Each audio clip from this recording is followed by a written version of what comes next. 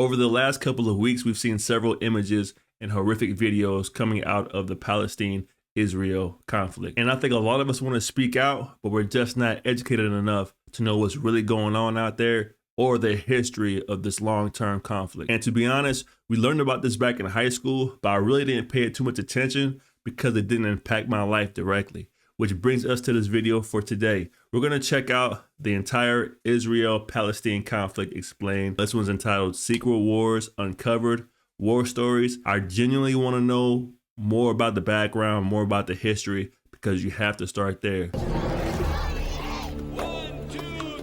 In the summer of 2000, the leaders of Israel and the Palestine Liberation Organization came to America at the invitation of US President Bill Clinton. There were hopes of a resolution to a conflict which had lasted decades and killed thousands. But 2 weeks of negotiations broke up without agreement. Each side blamed the other, and the war of words soon escalated into more violence on Israel's borders.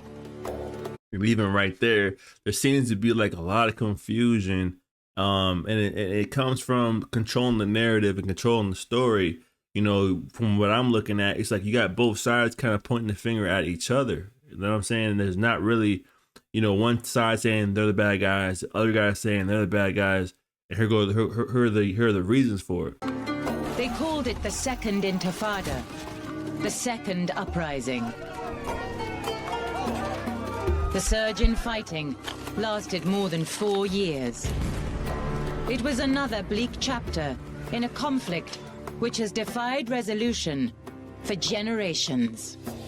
Yeah. We have this cycle of violence which seems to me absolutely impossible to break. It's been an aerial war, an intelligence war, a war of spies, and a war of soldiers. And that war has gone on consistently now for over 10 years. The roots of the struggle between Israel and the Palestinians go deep. With each passing year, they seem to grow more entangled. There's often a misconception that the conflict is essentially the result of cultural predispositions between two conflicting religions and two conflicting cultures. And that's just simply not true. You have extremists on both sides who feed off hatred. How did this bitter conflict begin? Were there opportunities to end the war that were missed? And how can peace be achieved when there is such implacable hatred and grievance on both sides?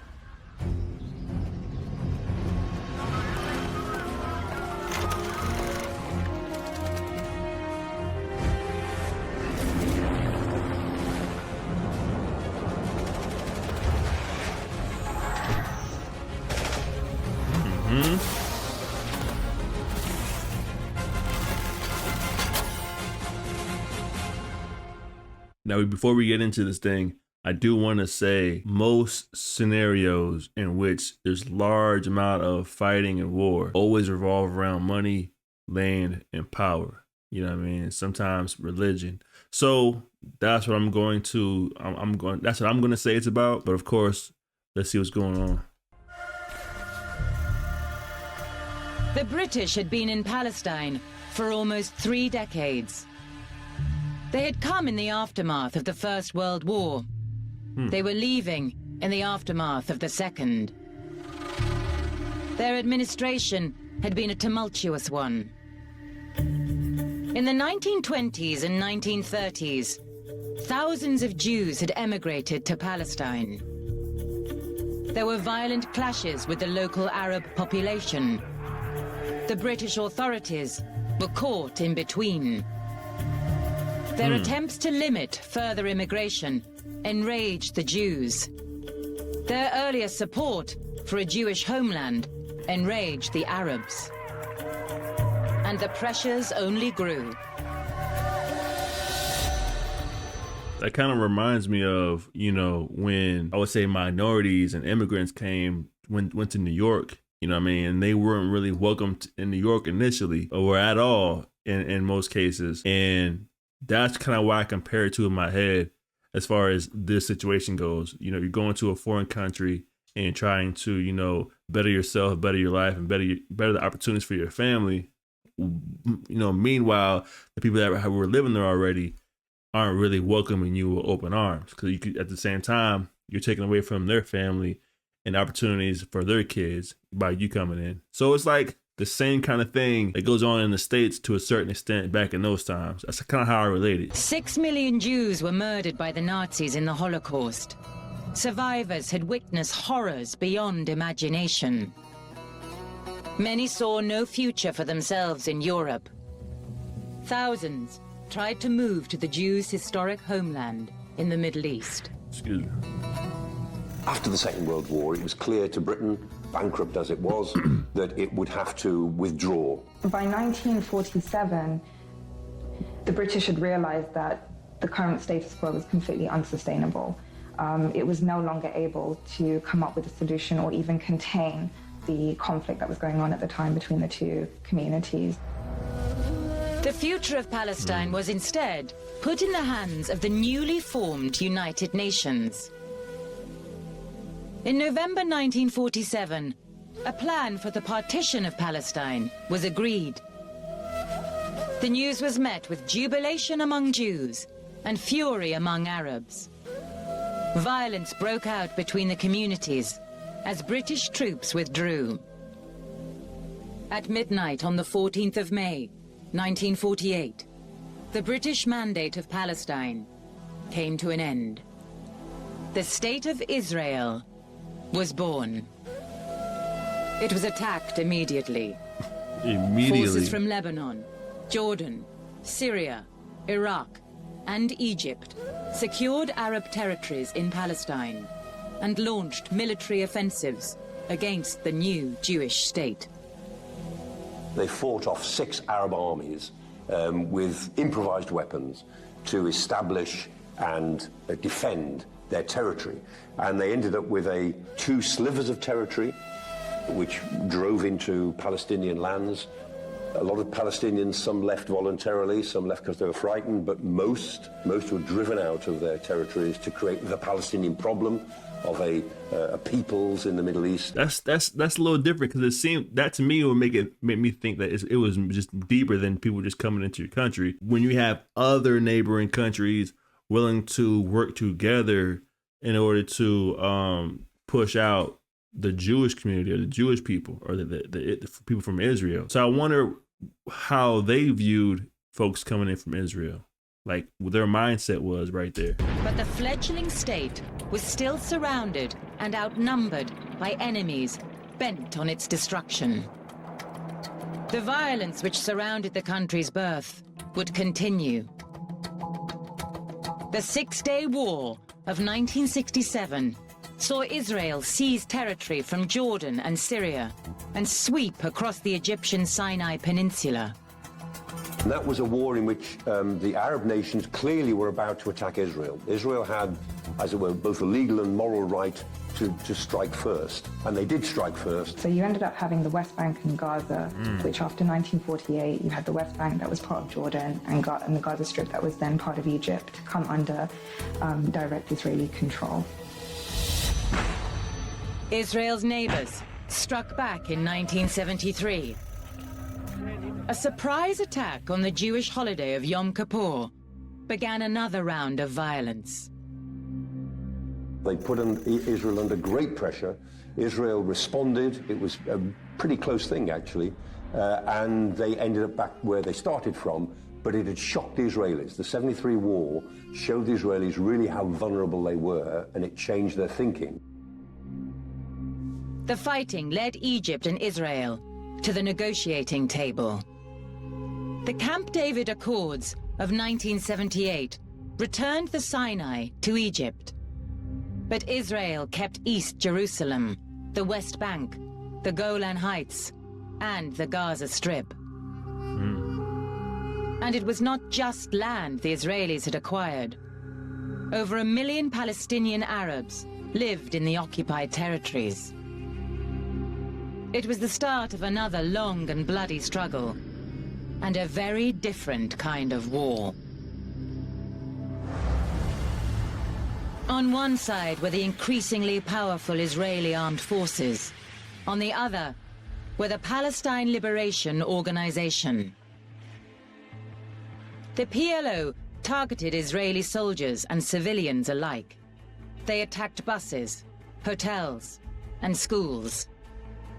The Israelis responded with raids on PLO camps abroad, with assassinations of leading militants, and with more and more settlements on occupied Palestinian land.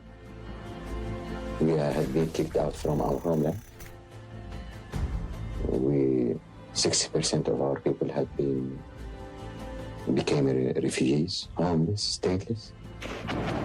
The war seemed intractable. That's a good thing he just said right there. He said we've been kicked out of our homelands. You know what I mean? So that's an insight to the thinking the Palestine side of things. We've been kicked out of our homelands. What distinguished Oslo from other peace agreements and its success was that Oslo, again, was an immediate and desperate response from both the Palestinian and Israeli leadership in response to the First Intifada, which really proved to both that the current status quo was completely unsustainable. And it is based on a two-state solution, so that there shall be an Israeli state guaranteed that the Arab neighbors of Israel should give up all of their rhetoric that they want to destroy Israel and must be seen to do so, and guarantee Israel's security. In return for that, the Palestinians shall have an independent state, not just an autonomous territory, but an independent state. And Jerusalem shall be a free city. The talks led to the Oslo Accords and the establishment of a Palestinian Authority. This promised an elected government for Palestinians in parts of the West Bank and the Gaza Strip. So the Palestinian Authority were an interim self-governing authority created through the Oslo Accords. And they were essentially tasked with social welfare provision and security provision in the occupied Palestinian territories. The assumption was we would move hesitatingly towards the realization of the Oslo Accords. The reality has been different. After the failure of the Camp David summit in 2000, violence flared once again, and the hopes of peace were soon to take another blow. It's kind of like lands getting passed back and forth, you know, between people stepping in and trying to help, whether that had been the British or that had been America. People are stepping in trying to help, and we're trying to delegate land here and there, and switching it up. But, you know, it's like, you know, there was no solution to be found. You know what I mean? There was no true agreement between the two parties. Come on. Peace was soon to take another blow. In 2006, the hardline Islamist group Hamas won elections in Palestine. Here we go. In their founding charter was a commitment to the total destruction of the Israeli state. In the early 2000s, violence erupted once again between the Israelis and the Palestinians. Efforts to end their long-running conflict had ground to a halt. The fighting that followed lasted more than 4 years. Thousands died. This is a conflict driven by old disputes and unresolved grievances, where each side blames the other. It's our country, it's our holy place, it's not to the Jewish people. If we, the Jews, don't believe that this land is ours, so the world's gonna believe it's ours? Let's go back to 47. By January 2006, the violence of the Second Intifada had eased at last. Elections were held in the Palestinian territories of the West Bank and Gaza Strip. The poll was overdue. Voting had been delayed by a dispute over the electoral system and by fears over who would win. Under the control of the Fatah party, the Palestinian Authority had become a byword for incompetence and corruption. Fatah's leaders could agree on almost nothing. And the people had noticed. Fatah's political dominance was threatened by the rise of another party, Hamas. We can probably conceptualize Hamas as being the armed wing of the Palestinian strand of the Muslim Brotherhood, as they were created specifically for that reason in 1987. Hamas managed to essentially transform itself from being a marginalized political, social, and military organization into a deeply embedded and sophisticated part of Palestinian politics.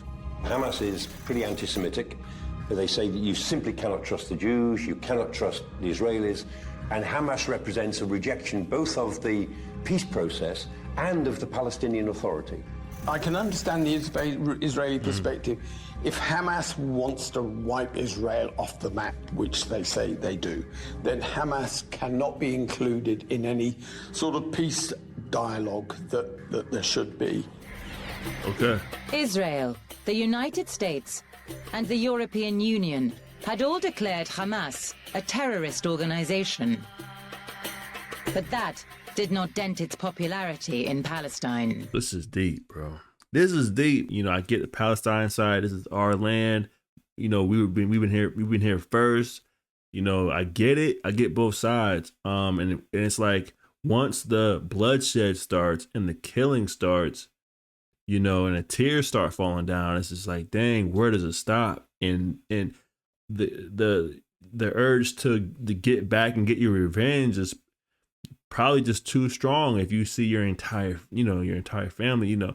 And I get it, but it's like, bro, I mean, I'm not the one that had the answers, you guys, at all. Like I said before, here to learn, here to understand, because there's a lot of propaganda going on all platforms that are very misleading and want you to cause confusion within you.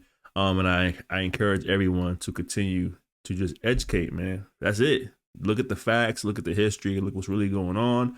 Because when you go on Twitter and you listen to these celebs, bro, they ain't talking about nothing, and all they want to do is make everything political for their own personal gain. When the elections finally came, the results stunned the world. It was a protest vote. It was a protest against the crippling humanitarian conditions. It was a protest against the ongoing Israeli occupation. It was a protest against the rampant corruption from Fatah and the Palestinian Authority. The problem for the outside world with Hamas is that Hamas has many, many deficiencies, but lack of popular legitimacy is not among them. And so anyone who condemns Hamas as merely a terrorist group has got to take on board the idea that 1.5 million people in Gaza seem to back it. The election plunged the Palestinian... That's facts. Like a lot of things, like I'm seeing a lot of people, even in America, you protest and they're supporting Hamas. They're supporting, Palestine. And that's kind of where I was like, oh, hold on. Why? I always ask the question to myself, why? You know what I mean? And get to the root of that to find the understanding. You know what I mean? But extreme terrorist or extreme groups, I absolutely do not agree with at all under any circumstance. And I think there should be, I'm not the one to I think in this situation, it's easy for me to sit here and say, yo, let's sit down and have a convo and this, but they've tried that with many countries. They've tried that with many, people, presidents. It just didn't work. It just didn't work. In authority into crisis. I don't know. Tensions between Hamas and Fatah grew as they squabbled over control of the security forces. So immediately after the elections, Hamas sought to create a unity government with Fatah. Negotiations have broken down and Fatah outright refused. The US intelligence services had directly armed them to then go ahead and carry out a military coup against Hamas. But before that plan could get underway, Hamas intelligence had kind of intercepted the plan, and they had therefore preemptively taken over the Gaza Strip before that could happen. And that's what essentially led to Hamas's takeover and setting up of a de facto government in Gaza. In June 2007, the Palestinian Authority was split in two. In the West Bank, Fatah retained control. But in Gaza, Hamas tightened its grip. Thousands have fled there after the founding of Israel in 1948. More than half a century on, the Gaza Strip has become one of the most densely populated places on the planet. Life for civilians in Gaza was not easy even before Hamas seized control in 2007. After the takeover, things got worse, much worse. The Israeli attempt was to squeeze Gaza. As long as you have Hamas as your leaders, then you will suffer. They blockaded Gaza. They prevented Gaza from receiving anything they didn't want them to receive, foods and medicines and building materials. So, for example, there was a ban on things like pasta, chocolate, school textbooks, school chemistry textbooks. You know, it was very, very arbitrary. Pretty much everything was banned, even lentils. In response to the blockade, Hamas militants bombarded Israel with hundreds of rockets. Israel retaliated with mortar and airstrikes.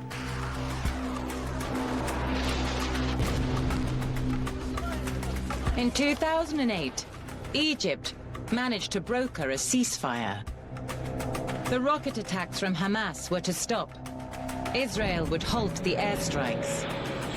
And as part of the agreement, the longer the truce held, the more open the borders would become.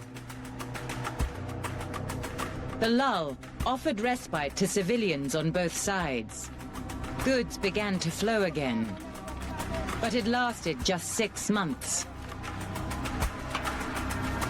And it's terrible to see, like, the civilians be impacted, you know what I mean, directly by, you know, certain individuals who can't agree with each other, but it's civilians who are the ones, you know, that are, you know, are being, you know, impacted by things, and not in out of nowhere a bomb comes down and whole building shatters and falls down to the ground.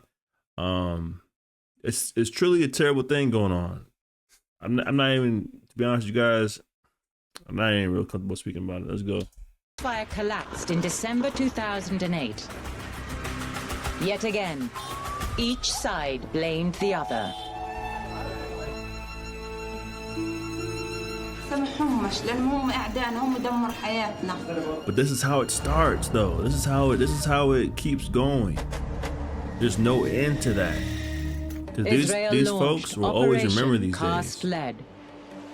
F-16 fighter jets and Apache helicopters led the attack. In the first 4 minutes of the operation, 100 targets were hit.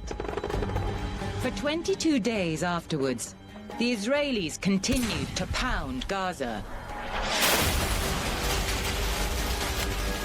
A ground offensive began, and soldiers penetrated deep into Gaza City. The Israelis said their strikes were pinpoint attacks on Hamas targets. But in such a densely populated area, civilian casualties were inevitable.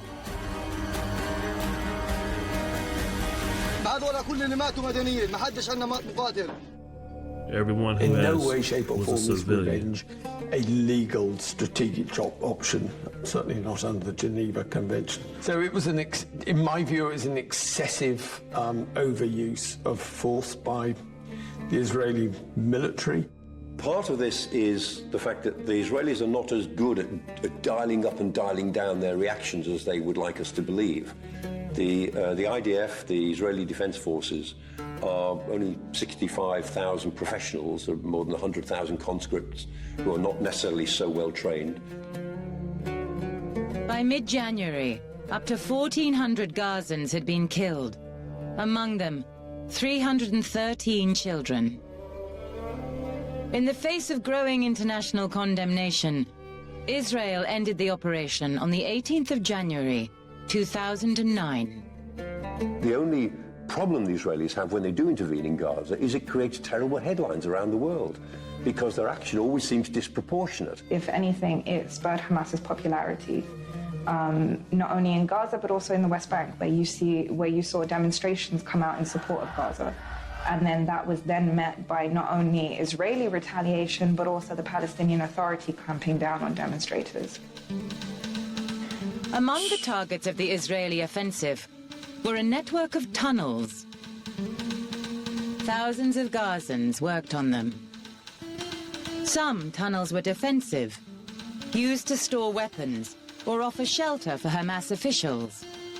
Other tunnels were for attack, to deliver fighters across the fence to Israel. And some were used to cross the border with Egypt, bypassing the economic blockade.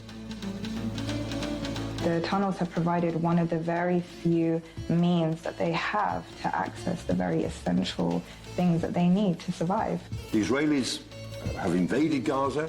They've tried to block the tunnels. They've bombed them. They have tried to locate the tunnels. They've done quite a lot, but they could never stop them being used. For a time in 2012, Hamas had a friend across the border in Egypt. The Muslim Brotherhood held power in Cairo. Hamas were their allies, and goods flowed across the border into the Gaza Strip. In 2013, however, the Muslim Brotherhood were overthrown in a coup. The new military government of Egypt was far less friendly to their neighbors in Gaza. When Morsi fell, the Sisi government in Egypt, very right-wing, very military authoritarian government, have done more to try to block the tunnels. They've flooded them, they've put poison gas in them, they've put sewage in them. They've done all that they can to try to make these tunnels impassable. The underground network joining Gaza to the outside world was systematically picked apart. By 2014, Hamas was in a financial crisis. Without the flow of smuggled goods to tax, the income of the government collapsed. Almost half the adult Gazan population were unemployed. Millions had little access to clean water. Power shortages were widespread. The United Nations declared a humanitarian emergency. Despite the suffering in Gaza, Hamas remained popular. Their defiance was attractive. Many Gazans blamed Israel or the Palestinian Authority in the West Bank for their troubles instead. While there remained a fight for the hearts of Palestinians, Hamas had an interest in prolonging the conflict with Israel. Politics can perpetuate violence and a siege mentality. And this is no less true of the other side in this war. In Israel, as in Gaza, a hardline approach can be a vote-winning one. The 8th of May, 1972. Sabina Flight 571 had just left Vienna when 4 armed Palestinian terrorists entered the cockpit. They ordered the pilot to land at Lod, the largest airport in Israel. The terrorists, 2 men and 2 women, then demanded the release of more than 300 Palestinians imprisoned in Israel. The Israeli government, led by Prime Minister Golda Meir, began negotiations. As the hours ticked by, the hijackers allowed a group of white-clad technicians to approach the plane. There was a problem with the hydraulics.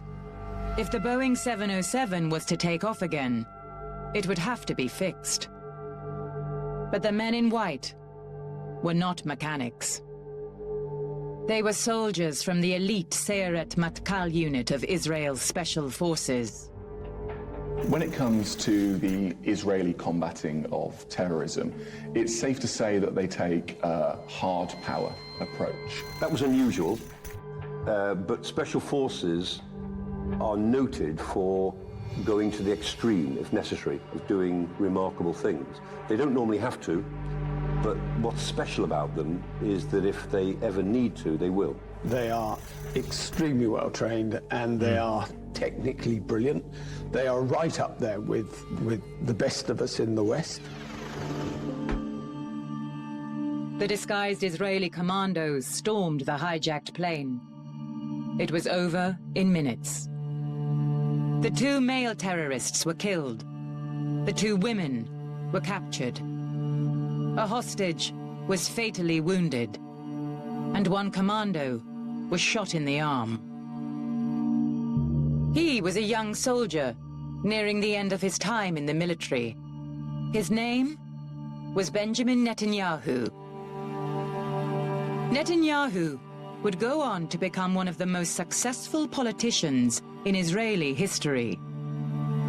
He would be prime minister longer than the country's founding father, David Ben-Gurion. And he, more than anyone else, would shape the Israeli-Palestinian conflict in the early 21st century. What we want to see here is a new beginning. The terror is the old world. It's the old fighting. It's the old recalcitrance. What we would like to see is a break with the past and a beginning of a new future for peace with the Palestinian Arabs, with the Arab states. After serving as Israeli ambassador to the UN during the 1980s, Netanyahu returned home and began a remarkable political rise. In 1993, he was elected leader of the right-wing Likud party. A coalition of nationalists, Likud had broken the domination of the left in the 1970s and remade Israel's political landscape. In 1996, Benjamin Netanyahu was the party's candidate for prime minister. He narrowly won the election, but his first term in office would be short. As part of the peace process, in 1998, Israel ceded territory in the West Bank to Palestine. Netanyahu's right-wing allies were outraged. His ruling coalition collapsed. An election followed, which Netanyahu lost. But he did not give up on his political career. 10 years later, he became prime minister once again. This time, Netanyahu would not be risking his future on compromises with the Palestinians. It sounds like he maybe came to some type of agreement with the Palestinians, you know what I mean, and gave them more land, but the Israelis wasn't having it. They didn't like that at all, and they got him out of here, but he didn't give up, kept going, kept moving forward. That's what it sounded like to me. Compromises with the Palestinians. Didn't give up, though. After the 2008 Israeli incursion into Gaza, an uneasy and unofficial truce had held. There were still Hamas rockets and secret Israeli raids. People were still dying. But a full-scale war had been avoided. Until 2012. It began with a drone strike. The targeted assassination of Hamas leader Ahmed Jabari. Jabari was the man blamed by Israel for masterminding the rocket attacks on their civilians. Damn, bro. Drones and special forces are the spearhead. It's like a never-ending battle, bro. We're just gonna keep killing, we're gonna keep taking people out, and on either side, back and forth, back and forth, back and forth. Is, you know what I mean? It never ends. It seems like it just never ends. Of the Israeli military. In fact, in drones, they were one of the leading pioneers, if not the pioneer. They created some of the first weaponized drone systems. And as a result, they're one of the most advanced drone actors in the world. So they say, look, we're in this existential war for our survival. It will go on as long as we can foresee, and we have to fight this war in all ways possible. In the days that followed, more strikes hit positions all over the Gaza Strip. They targeted Hamas headquarters and munition stores, as well as civilian infrastructure. Hamas responded with a surge of Katyusha rocket fire. These were indiscriminate attacks, targeting cities and civilians. Did the rockets being fired by Hamas come before the airstrikes and the penetration and the assassinations by the Israelis, or did the Israelis come first? Many of the rockets were intercepted by the latest innovation from Israel's world-leading defense industry. The Iron Dome missile shield was the most advanced air defense system ever deployed. And this was its biggest test yet. The number of missiles shot down is disputed. But in the week-long conflict, just 6 Israelis were killed by Hamas rockets. Israel's military superiority had guaranteed victory. The Israeli public overwhelmingly backed their prime minister. But some could not help noting that Operation Pillar of Defense had come just weeks before parliamentary elections. Despite losing seats, Likud remained the largest party. Benjamin Netanyahu stayed on as prime minister. He began his third term facing an old question. How could the conflict with the Palestinians be resolved? At the urging of the Americans, peace talks resumed. But they soon ran into trouble. The disputed settlements in East Jerusalem and the West Bank continued to expand. In April 2014, the peace talks collapsed.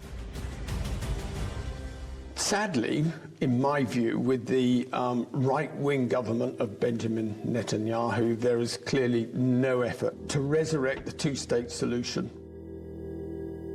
How can you create a state when you have villages effectively cut off from each other, being separated by settlements, walls and checkpoints? It certainly suits Israeli purposes at the political level. There are those who would argue that it is to an Israeli government advantage to continue the conflict. Peace was apparently impossible. Tipping back into open conflict would prove all too easy. In June 2014, 3 Israeli teenagers were kidnapped and murdered in the West Bank. A massive operation was launched to find those responsible. 350 Palestinians were arrested, including leading Hamas officials. Tensions rose quickly. A Palestinian youth was killed by a gang of Israeli nationalists. Rockets were fired from Gaza. Then, on the 8th of July, Israel began Operation Protective Edge. Once again, the Gaza Strip became a war zone. How many times? It was actually, at this point, Hamas was very much trying to avoid a military confrontation with Israel, because after the 2 previous confrontations, it could not afford to go into another war with Israel. What happened then was absolutely horrific in terms of the amount of force that was actually used. They used their air power assets, their F-16s and their drones. And one of the most controversial ways in which the Israelis seek to counter terrorism is through the knock-on roof tactic. And this is where they send in a dud missile, which hits the top of the roof, doesn't really do any damage, but it's a warning. And it's a potent warning of an imminent threat, because within the next 15 minutes, that home is going to be destroyed. International attempts to secure a ceasefire faltered. On the 17th of July 2014, a ground offensive was launched. By the end of the 7-week operation, 20,000 homes in Gaza had been destroyed. Wow. More than 2,000 Palestinians had been killed. And again, it proved incredibly detrimental to the organization, and not only to Hamas, but also to Gaza as a whole, because this time it really did effectively destroy the Strip. The thing is that Israel has all of the cards here. Israel surrounds Gaza. It has the ability to completely cut it off from the outside world.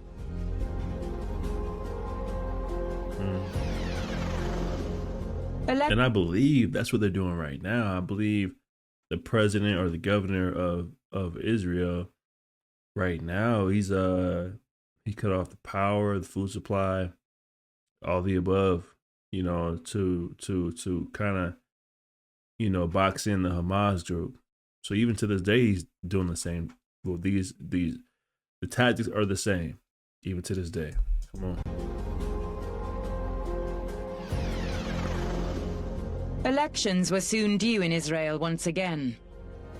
Netanyahu had been in power for 6 years, and a close race was predicted. Netanyahu called for a nationality bill, which would define Israel as the nation-state of the Jewish people, and the Jewish people alone. And he confirmed no Palestinian state would come into being during his next term. The remarks were often controversial, criticized at home and abroad, but they seemed to work. Netanyahu won a 4th term as prime minister. But Likud had cannibalized the support of previous allies in government. To form a new administration, they would have to rely on nationalist parties, even more hostile to the peace process. Benjamin Netanyahu was nearing the 10-year anniversary of his 2nd stint in power, but his political dominance was waning. Police began an investigation into possible corruption, and the UN passed a motion condemning the ongoing construction of settlements on occupied lands. But if Netanyahu was weakened domestically, he soon acquired a powerful new ally on the international scene. Relations with the US administration of Barack Obama had become difficult. There was exasperation in the White House about the Israeli Prime Minister's attitude to the peace process. But Obama's time in office was coming to an end. A presidential election was due, and a political bombshell was about to go off. In November 2016, Donald J. Trump won the US presidential election. The controversial Republican stunned the world with his unexpected triumph. It was a result which was welcomed by the government in Jerusalem. The Israeli Prime Minister Benjamin Netanyahu had known Donald Trump for years. Now, his friend was in the White House. The new president promised change. He did not disappoint. He announced that the United States would recognize Jerusalem as the capital of Israel and relocate its embassy to the city. The move delighted many American supporters of Israel. That was a powerful move right there. The government of Benjamin Netanyahu hailed the announcement as well. But it was condemned by governments around the world. Even old American allies in Europe expressed their concern. They had their embassies in Tel Aviv and had no intention of moving them. The move of the embassy to Jerusalem was largely met with significant protest on the Palestinian side. I mean, it was completely outrageous as far as Palestinians were concerned. It essentially violated, the terms of what they see to be a resolution to the conflict. Protests soon scarred the West Bank and Gaza. In spring 2018, a campaign of weekly mass demonstrations began. They called it the Great March of Return. And what they're essentially demanding is two things. The first is the right to return to their ancestors' homes that were taken by Israel in 1948. And the second is to end this 12-year-long blockade that Gazans have been placed under and that the UN has openly proclaimed amounts to collective punishment. The problem the Israelis always face when there is protest in Gaza, particularly peaceful protest or relatively peaceful protest, is that they act disproportionately. But also there's an element in Israeli defense thinking which is about punishment. And so to actually overreact is a way of convincing civilians in Gaza that the next time you think about these demonstrations, bear in mind that some people may die. President Trump soon enraged the protesters again. In March 2019, just weeks before another Israeli general election, he welcomed Benjamin Netanyahu to the White House. The president announced that the United States would become the first country to endorse the Israeli occupation of the Golan Heights. The United States has backed the expansion of Israel by means of warfare. The role of the Trump administration in the Arab-Israeli conflict has been completely one-sided. And so the two-state solution, which is the only solution that the world has been able to see to this conflict since 1967, is now very unlikely to take place. And on top of that, you have the U.S. basically putting their footprint down in Israel, and backing it, which probably pissed off Palestinians even more. In January 2020, the Trump administration unveiled the final part of its long-awaited peace plan. It promised a Palestinian state, but gave Israel more land in return. Wow. And the plan was dependent on Hamas giving up power in Gaza. It was immediately rejected by the Palestinians. Trump came to office promising to solve the Israeli-Palestinian conflict. But a lasting peace seems as far away as ever. Hamas still holds sway in the Gaza Strip, more than a decade after seizing power. Their defiance towards Israel remains popular. Their dispute with rivals Fatah goes on. In Israel, 2 general elections in 2019 and a third in March 2020 have all failed to produce a stable government. Benjamin Netanyahu may have become the longest-serving prime minister in Israeli history, but his political future seems increasingly uncertain. More than 70 years have now passed since the founding of Israel. The decades have been stained by grief and bloodshed. But today, the once fragile new country thrives. A wealthy and powerful democracy. For the Palestinians, life, especially in the Gaza Strip, seems to grow ever more difficult with each passing year. There remains no sign of an end to the conflict. The current Israeli government really doesn't want the two-state solution. They've more or less said that, not in so many words, but that's what they mean. There is really no potential for this conflict dying down anytime soon or anytime in the near future. And that's primarily because at the moment now in Israel you have a right-wing government and a right-wing leader in Netanyahu who is adamant on militarizing this conflict. And the more radical elements are always going to end up finding political relevance in that kind of climate. How can anybody deny the right of Israel to exist, but also of the Palestinians to exist? They both have an equal right to exist. That's it. Any lasting peace will involve compromise. But compromise is unpopular. And in Palestine, Israel, and America, the demands of politics have too often triumphed over the needs of peace. That's it, bro. And that's pretty much what it always boils down to, man. Power, land, and politics. But it's important for me and it's important for everybody to know both sides and to come to an understanding of clear information. I suggest everybody do their own research, do their own education. Don't take what you see on Twitter and TikTok for valid information and valid facts. A lot of people are spreading propaganda. A lot of people are spreading politics to only benefit themselves. And it's time for us to at least acknowledge and understand what's going on over across seas, even if it's not pertaining directly to us.